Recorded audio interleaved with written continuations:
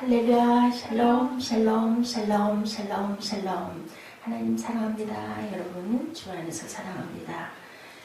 오늘 48일째 12제자를 부르신 예수님을 봅니다. 예수께서 이 땅에서 직접 사역하실 때 혼자 일하지 않으셨죠? 어디를 가시든 꼭 데리고 다니시고 제자들을 12제자를 불러서 훈련시키시고, 그래서 오늘날 교회 성장을 연구하시는 분들이 셀을 12명 안으로 이렇게 만들고 딱 그 정도가 아주 가장 적합하다라는 얘기들을 합니다.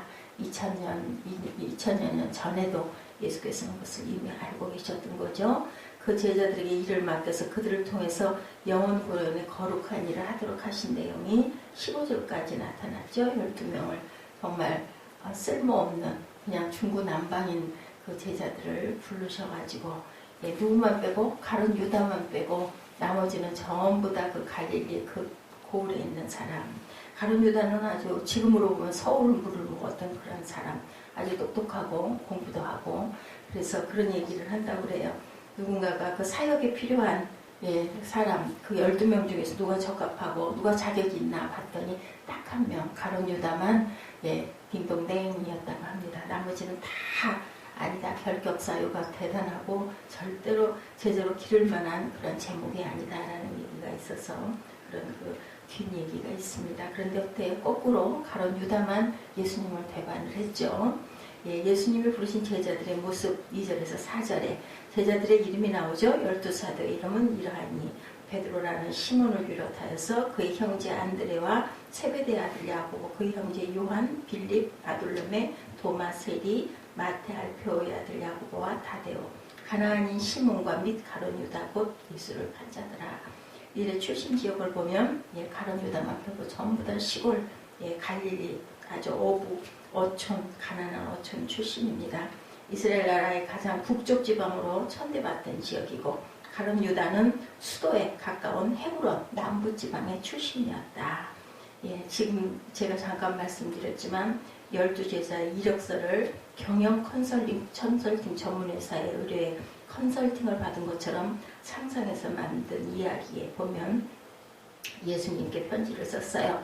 나사렛 예수 귀와 당신이 의뢰한 12명의 이력서를 검토하고 심리 테스트와 직업 적성 검사 자료를 모아 컴퓨터에 넣어 결과를 뽑았습니다. 일반적으로 그들은 귀환 계획하는 새 단체의 간부 사원으로 적합하지 않습니다. 전반적으로 학력이 낮고 단체 생활을 할 능력이 없고 협력 정신이 약해 경영 관리자로 부적합합니다. 시몬 베드로는 정신적 안정성이 결여되어 있고 성격이 과격해 지나친 부분이 있고, 안드레는 한마디로 무능력합니다. 다른 사람을 지도할 만한 사람이 못 됩니다. 세베대 아들 야고보와 요한은 회사의 이익을 제쳐놓고 자신들의 이익만을 챙기기에 급급한 사람입니다.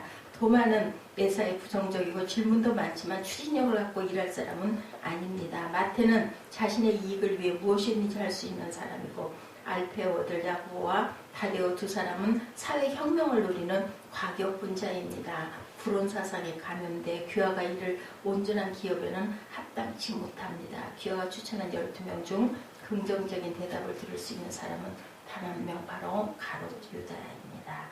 그는 능력이 있고 사회에 대한 지식도 풍부하고 경영 감각이 있고 삼일충 사람과 교제할 수 있는 예의와 기풍도 갖추고 있습니다. 따라서 본 경영 상담소는 가룟 유다 한 명만 추천하고 나머지는 다시 찾을 것을 권고합니다. 이렇게 아주 재미있는 유머가 있었죠. 누군가가 지어냈지만 그 당시 사람들의 그 시선으로 볼 때 가장 유능한 제자는 바로 가룟 유다였다. 주님께서 부르신 제자들을 대부분 가난하고 학력도 낮고 사회적 지위도 형편없었죠. 어부세리 열심다운으로 뛰어난 사람들이 아니었고, 주님께서 비범하고 뛰어난 사람들을 무시하거나 배격하신 것이 아니고 나중에 학벌과 분벌이 좋은 바울을 뽑은 것을 보아도 꼭 그렇지는 않았다. 근데 그냥 그 어촌에서 눈에 딱 보시고 네가 제작감이냐 뭐를 뚫어보셨을까요? 내면을 보셨겠죠. 그리고 열심과 순종, 그리고 끝까지 따를 수 있는 자를 예수님은 분명히 보셨을 것이다. 일부러 그렇게 가난하고 못 배우고 그렇게 가지고 부족한 자를 뽑은 게 아니라 이렇게 예수님을 평가했습니다. 그렇다면 왜 예수님은 첫 제자를 뽑으실 때 이렇게 보잘것없고 미련한 사람들을 택하셨을까?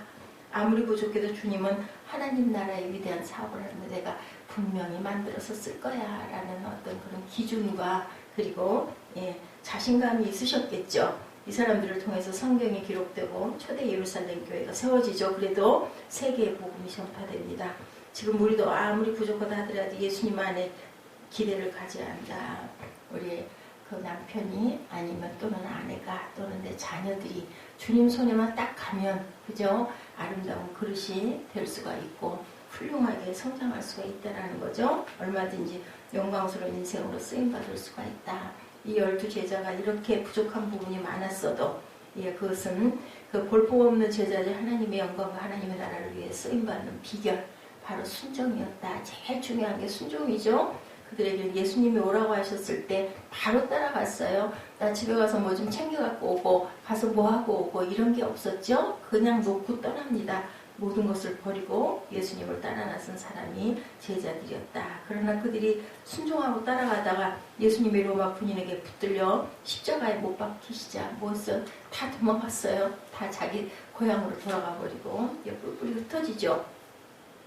이들의 무기력을 해결하는 것은 마가다락방에서 받은 성령 충만 그거였다. 성령이 임하셨을 때 성령 충만을 받으면 그들은 죽기까지 충성하는 강인한 제자가 되죠. 그러므로 볼품없는 제자들이 하나님의 영광을 위해 쓰임받는 비결은 순종과 성령 충만 딱 두 가지라는 겁니다. 오늘도 마찬가지죠. 주님 말씀하실 때 순종할 수 있다면 그리고 하나님의 영이신 성령으로 충만하게 무장할 수 있다면 우리는 무엇도 할 수가 있는 거죠. 우리의 생애는 주님의 제자다운 제자로 존귀한 인생으로 쓰임받게 될 거다.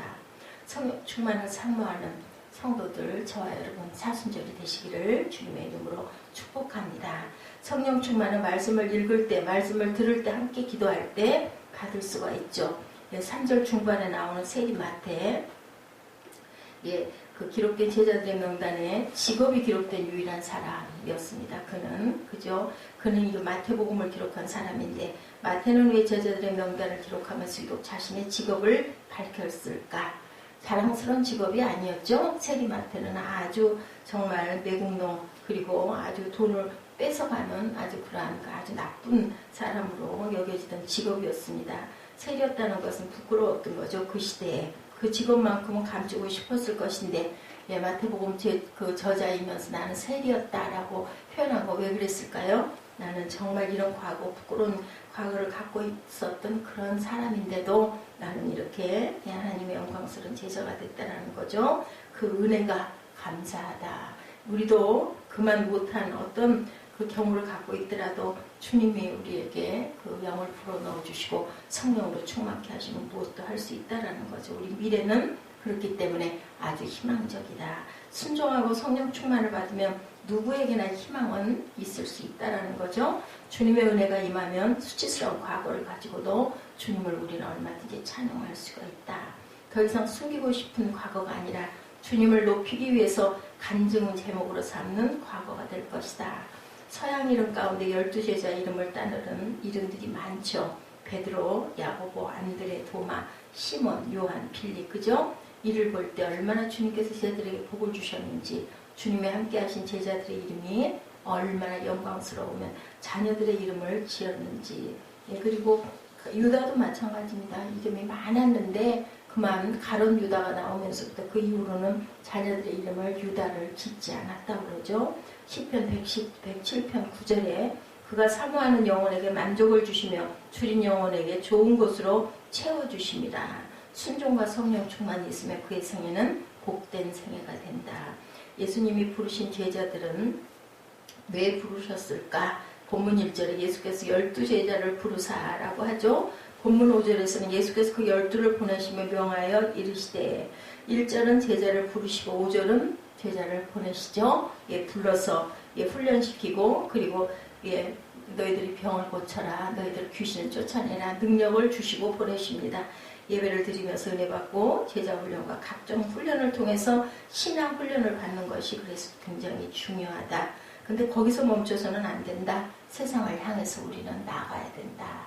교회라는 것은 훈련받는 장소죠. 예배드리고 성령 받고 그리고 훈련을 받아서 12명을 12제자를 부르셔서 12사도의 이름은 이라고 하시면 그들을 사도라고 말씀합니다. 제자는 배우는 사람을 뜻하며 사도는 보냄을 받은 자라는 뜻을 갖고 있죠. 그런데 제자란 예수님이 뽑으신 12제자만을 가리키는 것이 아니라는 것을 우리가 알아야 된다. 사도행전 6장 1절에 그때의 제자가 더 많아졌는데 헬라파 유대인들이 자기의 과부들의 매일의 구제에 빠짐으로 히브리파 사람을 원망하니라고 합니다. 그때의 제자가 더 많아졌다라는 이 말씀을 볼 때 예수님이 뽑으신 12제자만이 제자가 아니라 일반적인 성도 모두가 제자임을 밝히신 것을 우리가 알 수 있다. 사도행전 6장 2절에 12사도가 모든 제자를 불러 이르되 우리가 하나님의 말씀을 제쳐놓고 접대를 일삼는 것이 마땅치 아니하니라고 얘기하죠. 거기서 뭐가 생겨요? 7절에 하나님의 말씀이 점점 왕성하여 예루살렘에 있는 제자의 수가 더 심히 많아지고 허다한 제사장의 무리도 이도에 복종하니라. 예루살렘 교회가 부흥되어 성도들의 수가 많아졌는데 그 많은 성도들을 가리켜 제자라고 했다. 그렇기 때문에 우리 모두도 주님의 제자라는 거죠. 모든 성도가 제자라면 모든 성도는 사도처럼 세상을 향해 나아가서 주님의 복음을 증거해야 할 증인된 삶을 갖고 있다는 것을 우리가 또한 알아야 된다는 겁니다. 그리고 그렇다면 모든 성도는 어떤 인물을 위해서 세상에 보내졌나? 첫째, 영혼 구원이죠. 당연하죠. 마태복음 10장 6절에 오히려 이스라엘 집에 잃어버린 양에게로 가라 하시죠. 잃어버린 양이 누굴까? 예수를 믿지 않는 자들, 그죠? 목자가 이 양들을 사랑하기 때문에 99마리 양 놔두고도 한 마리를 귀하게 여겨서 찾으러 나선 그런 하나님의 마음을 우리가 성경에서 압니다. 양은 어때요? 우리 너무 잘 알죠? 방향 감각이 없어요. 그죠? 목자가 꼭 필요합니다. 야고보서 4장 14절에 내일 일을 너희가 알지 못하는도다. 너희 생명이 무엇이냐? 너희는 잠깐 보이다가 없어지는 안개다. 너희 그 내일의 영원한 멸망 지옥을 피하는 자는 같은 목자 되신 예수 그리스도께 돌아오는 것 외에는 다른 길이 없다. 양은 방향 능력이 전혀 없다. 두 번째로 양은 자신을 방어할 만한 능력이 없죠. 양에게는 자신을 방어한 날카로운 이빨도 발톱도 단단한 뿔도 힘있는 뒷발도 없다. 그러므로 양은 목자의 보호가 꼭 필요하다. 세 번째로 양은 어때요? 잘 넘어지죠? 재빠르지도 못하고 넘어질 때가 너무 많다. 다리가 약해요. 그리고 주님의 보호 없이는 돌뿌리 같은 시험과 유혹에 넘어질 때가 많다. 우리는 이렇게 연약한 인생이라고, 그래서 인간을 가리켜 깨지기 쉬운 질그릇이라고 고린도후서 4장 7절에 증거합니다. 양은 넘어지면 일어나지를 못해요. 벌러덩 뒤집어진다고 그러죠. 그렇기 때문에 누가 잡아 일으켜야 된다. 우리도 우리 힘으로 일어나지 못하고 주님이 넘어진 인생들을 손잡아 일으켜주시는 주님이 꼭 필요하다. 우리의 직장의 동료들 그리고 또한 이웃들 주변 사람들을 이렇게 손잡아 일으켜주시는 그런 목자들이 되어야 된다. 우리 모두는 믿음의 자녀들은 본문 마태복음 7절에 가면서 전파하여 말하되 천국이 가까웠다 하라. 이런 양을 찾고 죽었던 영혼이 살아나게 하기 위해서는 이렇게 전파가 꼭 필요하다. 그리고 둘째, 사람들이 회복시키기 위해서 우리는 보냄을 받았다. 10장 8절에 병든 자를 고치고 죽은 자를 살리고 나병한 자를 깨끗하게 하며 귀신을 쫓아내던 너희가 거저받았으니 거저줘라. 대가를 절대 받지 말라는 거죠. 구체적으로 우리는 기도하며 치료하고 위로함으로 치료하고 내게 주시는 능력을 따라 치료하고 치료의 주권은 누구에게 있다는 것을 우리가 꼭 알아야 된다. 하나님께 있다라는 것을. 요나가 내가 한 것 같지만, 그죠? 그리고 항상 우리가 한 것 같지만 그 뒤에는 하나님께서 하셨다는 것은 알아야 된다. 대단한 누구 엘리야도 본인이 850명을 죽인 것 같지만 그 능력을 행하게 하신 분은 하나님이라는 것을 깨닫지 못했다라는 이야기를 우리가 함께 묵상했습니다. 예수를 믿으면 하나님의 자녀가 되는 권세를 받을 수가 있다라는 거죠. 우리는 항상 하나님께서 믿음 안에는 하나님께서 우리에게 힘을 주신다라는 것, 전도의 힘도 주시고 복음의 능력도 주시고 그리고 하나님이 나타나시는 치유의 모든 은혜도 주신다는 것을 절대 잊어버리지 말고 가면서 전파하여 말하되 천국이 가까이 왔다 하고 병든 자를 고치며 죽은 자를 살리며 나병한 자를 깨끗하게 하며 귀신을 쫓아내되 너희가 거저받았으니 거저주라. 그 집에 들어가면서 평안하기를 빌라. 예수님께서는 12제자를 부르시고 그들을 사도라고 부르시죠. 사도라는 뜻은 사명을 위해 보냄을 받은 자라는 것을 절대로 잊지 말아야 되고 가면서 천국이 가까웠다고 우리가 늘 전파할 줄 알아야 된다는 것.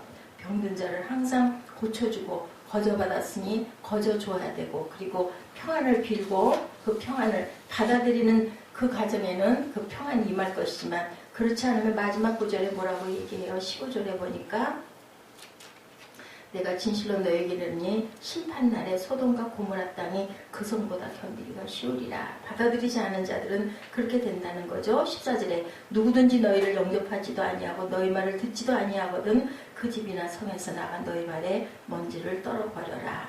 그 집에 이에 합당하면 너희 빈 평안이 거기 임할 것이요 합당하지 아니하면 그 평안이 너희에게 돌아올 것이다. 이렇게 말씀하고 계세요. 우리는 평안을 빌되 받아들이지 아니하면 우리에게 돌아오는 평안이며 그리고 그 과정은 전혀 하나님께서 은혜를 주실 수가 없는 과정이고 소돔과 고모라 성보다 더하게 될 것이니 어떻게 해야 될까요? 긍휼한 마음을 가지고 최선을 다해서 증거하고 전도할 줄 알아야 된다. 우리 14절 15절 읽고 기도하는 시간 갖도록